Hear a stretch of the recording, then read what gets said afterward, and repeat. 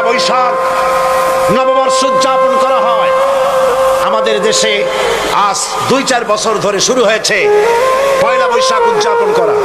পয়লা বৈশাখে সকালবেলায় বাসন্তী রঙের শাড়ি পরে সারা রাত রাস্তায় আলপনা এঁকে রমনা লেকের পাশে গিয়ে যুবতী আর যুবকরা বাসন্তী রঙের শাড়ি পরে সূর্য উদয়ের পানে করজোড়ে সেদিকে তাকিয়ে বলে, এসো হে নববৈশাখ স্বাগতম হে।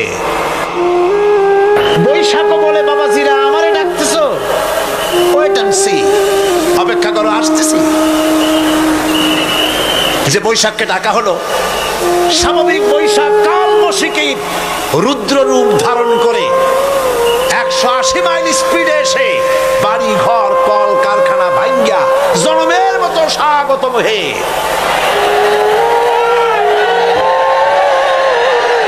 এরপর রাজনৈতিক নেতৃবৃন্দ এবং বুদ্ধিজীবী, ছাত্রছাত্রী, শিক্ষক, এক শ্রেণীর শিক্ষকবৃন্দ মঙ্গল প্রদীপ জ্বালিয়ে দিনের সূচনা করেন। কুকুরের মুখোশ, গাধার মুখোশ, কুমিরের মুখোশ পরে মিছিল করেন। ঢোল আরো কি হাবিজাবি বাজাইয়া ফুর্তির চোটে সিটই পড়বে না খাড়া হয়ে থাকবে দিশা করতে পারে না। ঠিক কিনা কন?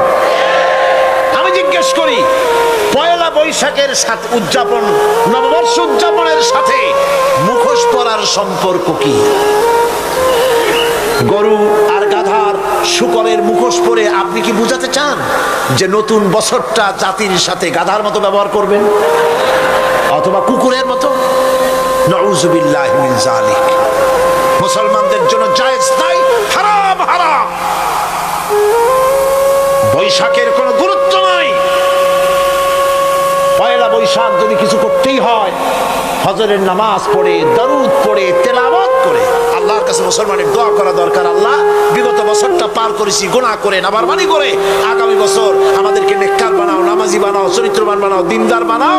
বছরটা দেশের জন্য, জাতির জন্য কল্যাণকর করে দাও। ভালো হইতো না? ভালো হইতো না? ভালো হতো। কিন্তু কপাল খারাপ, সংস্কৃতির নামে আসছে বেহায়াপনা। ভারতীয় উৎসব হয় বাংলাদেশে, ইন্ডিয়ান ফেস্টিভ্যাল। আমি প্রশ্ন করতে চাই সরকারের কাছে, বাংলাদেশের উৎসব ভারতে হয় কিনা? যদি বাংলাদেশের উৎসব ভারতে না হয়, বাংলার মাটিতে ভারতের উৎসব কেন?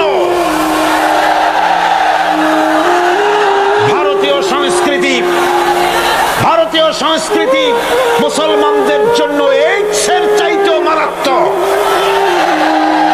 ওই সংস্কৃতির সাথে আমাদের কোনো মিল নাই।